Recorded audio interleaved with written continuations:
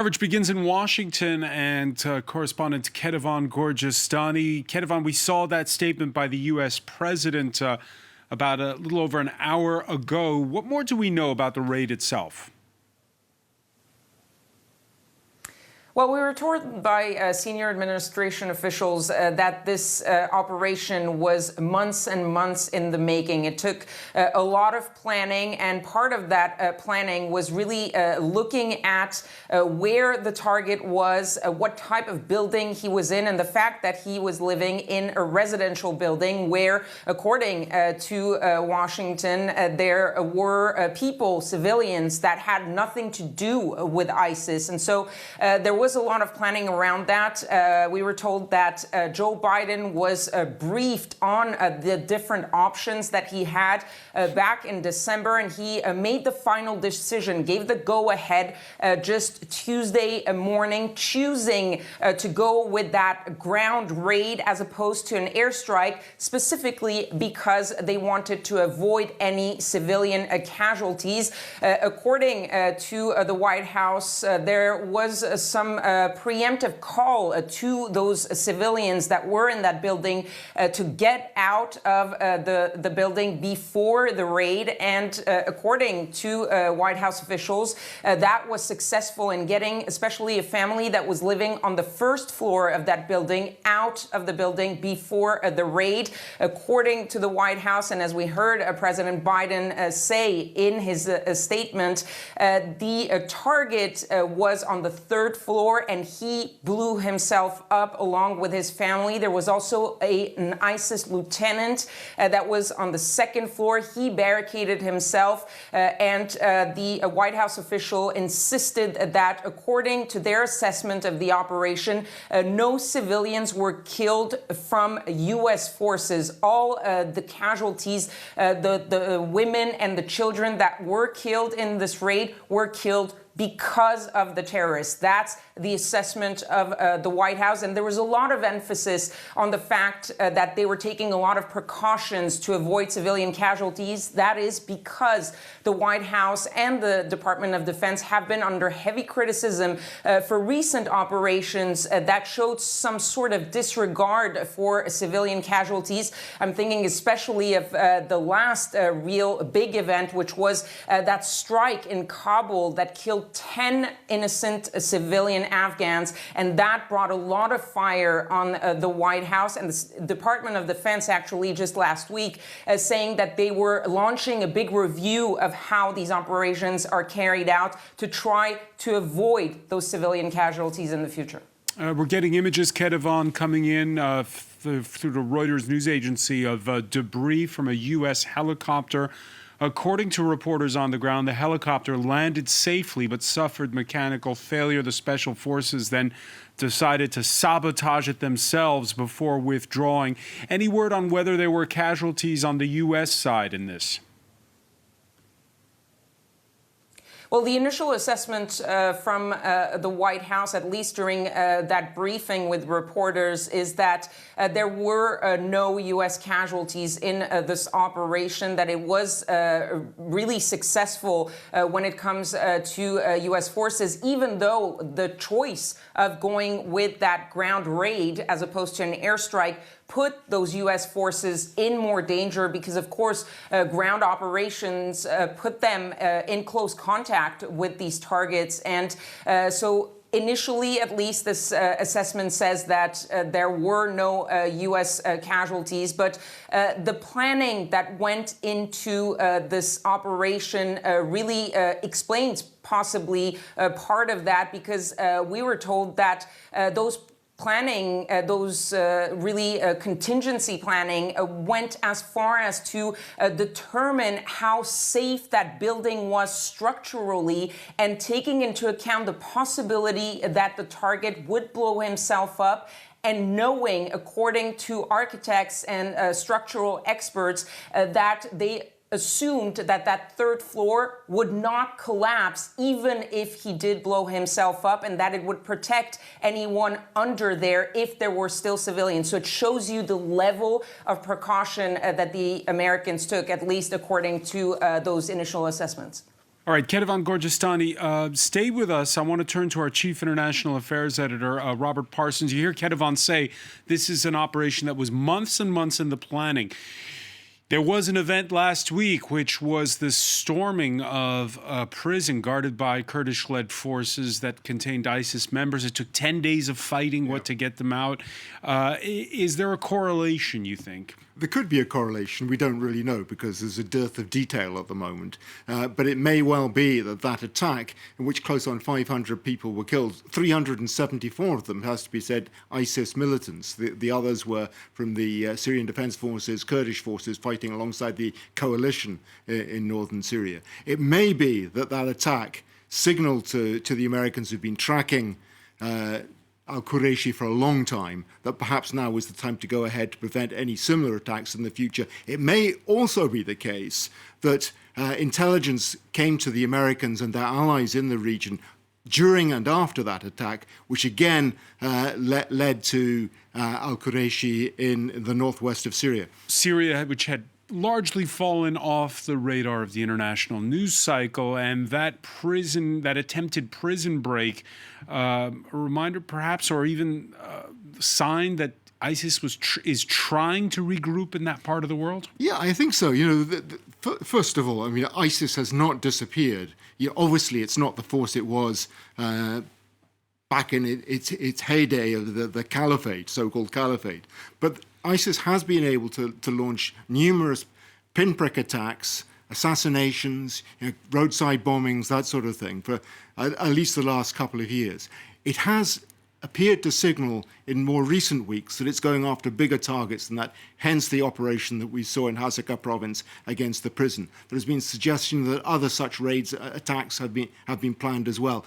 So although ISIS has been a less of a presence in recent times, there have been signals to that it's been making a comeback, not just as we've seen in Afghanistan through the Al-Khorasan organization, but more importantly, perhaps for the future of the Islamic State organization in its heartland in Syria and Iraq. All right. It's Ketevan Gorgistani, you were talking about the U.S. Very careful about international public opinion with a raid like this one. And you saw Joe Biden go up to the rostrum at the White House. He made that short statement before going off, I think, to New York City for an event. And you can't help but draw the comparisons between the announcement made from the White House of the death of the leader of ISIS this time, as opposed to Donald Trump when he announced the death of Abu Bakr al-Baghdadi back in 2019. Yes, the tone was certainly very different, as those two presidents were and are in their style. It was a quick statement from Joe Biden, very straight to the point, very detailed also, and explaining really what had happened, how it had happened, and really not much acknowledgement of the target itself, of the leader of ISIS, except when he said about the fact that the ISIS leader had blown himself up along with his family and wife and children, that it was an act of cowardice. But otherwise, it was a pretty straightforward statement about how efficient the U.S. forces had been in this operation, and how important it was to get rid of that ISIS leader, which he said this operation removed a major terrorist threat to the world, and that the U.S., of course, showing there that it was taking the terrorist threats very seriously, and that it had the capabilities, once again proving that it had the capabilities to take out any of these terrorist leaders wherever they are in the world. That was the message from Joe Biden. Ketevan Gorgistani in Washington, many thanks. We'll be crossing back live to you when as more information comes out on your end. I want to bring in at this point Manan Suleiman, coordinator of the European and American Kurdish Solidarity for Afrin. Afrin a town in northern Syria that's not very far from where this raid happened. Thank you for being with us here on France 24. Thank you very much We for ha- inviting me. Yeah. We heard Joe Biden in his remarks thank obviously the U.S. military, but give profuse thanks to the Kurdish-led Syrian Democratic Forces. Your thoughts on what we've seen in terms of coordination, if you will, between the U.S. forces and the SDF with this raid and with what we saw the last couple of weeks with the pushback against that attempted prison break by ISIS. Did the U.S. never go away, or are we in some kind of renewed period of allied cooperation between U.S. and Kurdish-led forces? In fact, let's be optimistic. Anyway, thanks a lot for Joe Biden, for USA president, to kill this terror president. But I think to solve the problem of Syrian people does not deserve this, what has happened now. We know the first president of ISIS has been killed at the same area in Idlib. And that same area is under the control of Turkey. We should know who are supporting ISIS, leader, member. Where are the other member of ISIS? They are in Afrin. They are killing people. They are kidnapping. They are kidnapped prisoner in Rojava, in Hasaka. They are everywhere. We know who are the supporters. They are who are funding the ISIS. We know everything. Are you, hang on, Manan Suleiman, are you implying that Turkey is backing ISIS? Of course. We know because I have all the documents. We have know the person, the ancient the people from ISIS. They are now in Afrin. They are with the Syrian army, who are funding by Turkey everywhere. I want to put that. That's a grave claim. So I want to put it to France 24's Wassim Nasser. Wassim Nasser joins us. Thanks for being with us here. Wassim, you've been piecing together what happened during that 2-hour raid.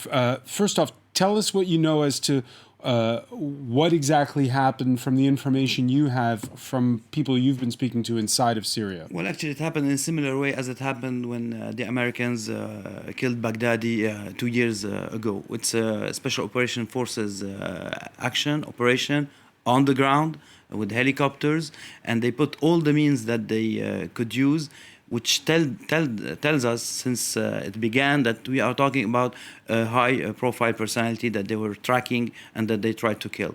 We suspect also that they reached him actually because we know that the prison break of Hasaka that happened a few days back, some commanders of the Islamic State escaped.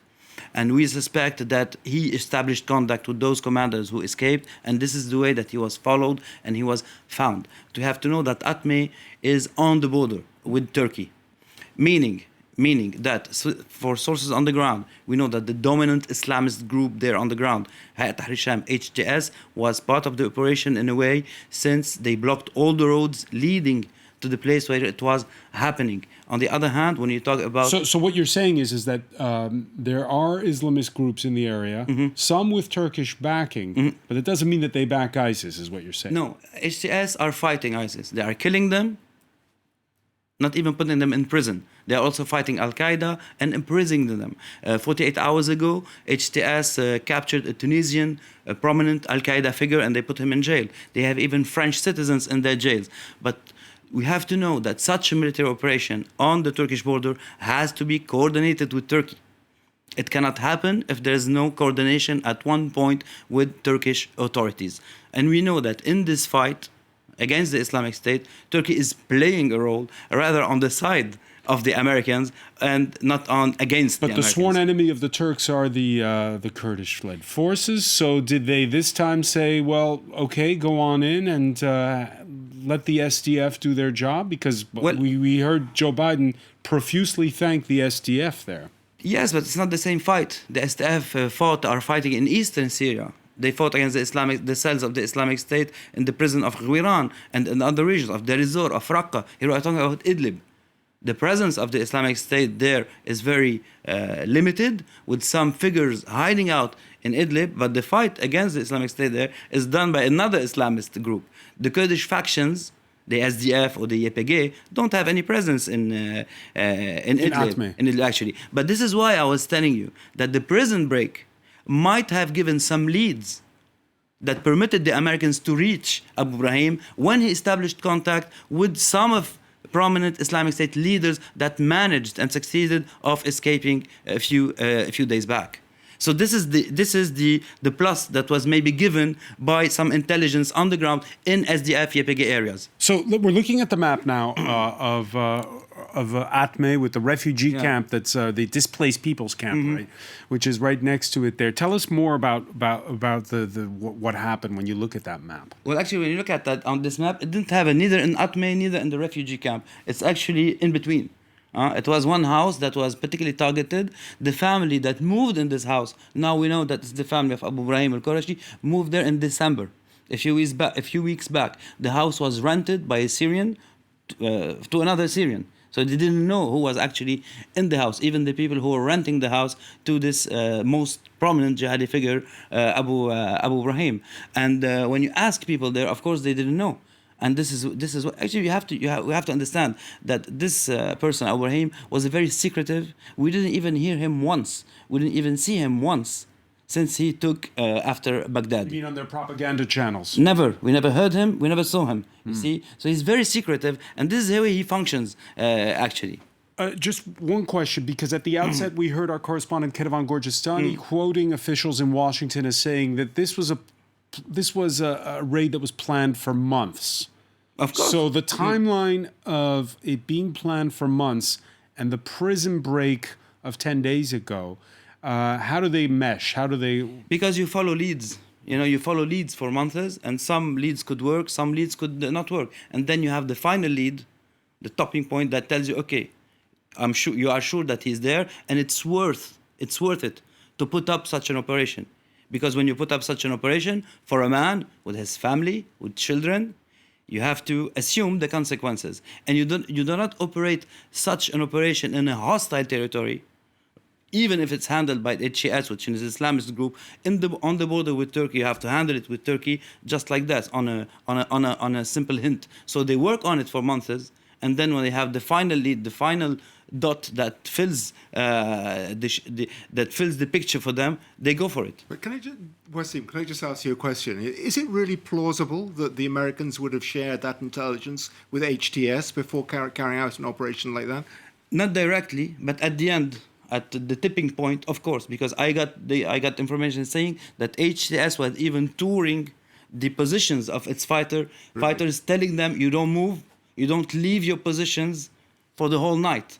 So they knew that something was happening. Despite the shooting that was done. Yeah. Maybe they didn't know exactly what was happening, but they knew something was happening. Yeah. And HCS today, if you want to go a bit into details, is working to get international recognition. Wasim, and getting international recognition goes through this kind of arrangements. Yeah. I want to get the reaction on that from Manan Suleiman. But first, let me ask you, Wasim Nasser, you have had images of the actual raid itself that have come through to you.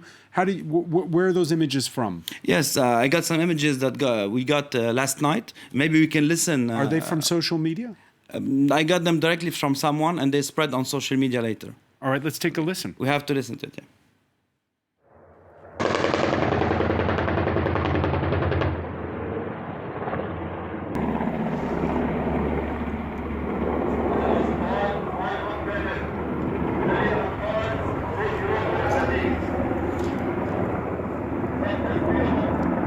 So a source gave you those images exactly. late So last night. What we just saw, we heard the helicopters, we heard the shooting back from the house, and what we heard at last was someone calling for people to surrender, telling them, you leave the women, let the children leave, and they'll be safe, in Iraqi dialect.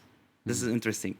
So since yesterday, we knew that the target was Iraqi, because of this megaphone telling them in Iraqi dialect to let the women and let the children go out. Al-Qureshi, a secretive man, you say. What do we know about him?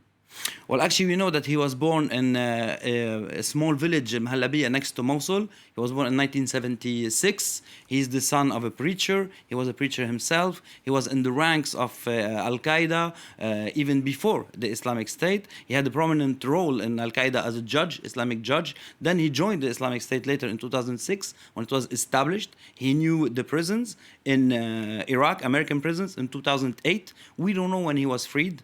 Was it a prison break? Because they happen in a very regular basis in Iraq at the time. We don't know how he was freed. We know that he was very, very close to Baghdadi. And last time we suspect that Baghdadi was seen in a video back in 2018, we suspect that the person next to him, even if he was blurred, was al-Qurashi. And he was the man, too, who provided the ideological underpinning of the genocide against the Yazidis. He was part of it, yes. Yeah. He was part of it. He was the man. He was one of the men who said that it was legit, between brackets, in their following their dogma, because they had a big debate inside the Islamic State. Was it legit? Of course, all the brackets that we can put around this, to do this or not. And he was one of the person that he said, yes, you can go for it. Manan Suleiman, earlier we were talking about how the conflict in northern Syria had fallen under the radar of the international community of late, first with the attempted prison break by ISIS, and now the killing of its leader.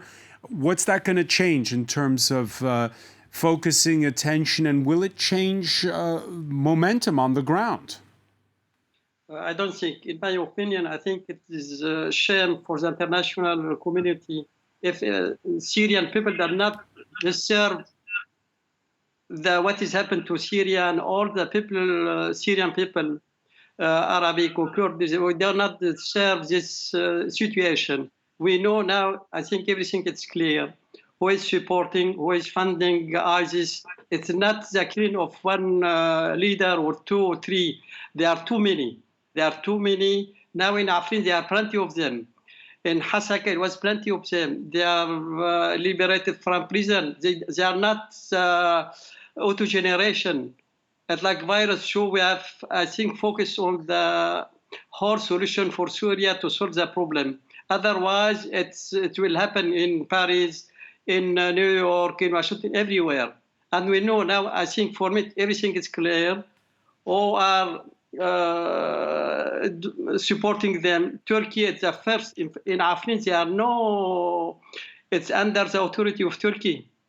There are a lot of the ISIS army, terror are there. They are managing everything. Rob Parsons, what's Turkey's calculus right now, and what's the calculus of the regime of Bashar al-Assad when it comes to what's happening well outside of Damascus's control here, obviously? Well, you know, as Wasim was saying earlier on, Turkey has to be very cautious in this. You know, it's got a sort of an arrangement with Russia in Idlib, which is often very frayed.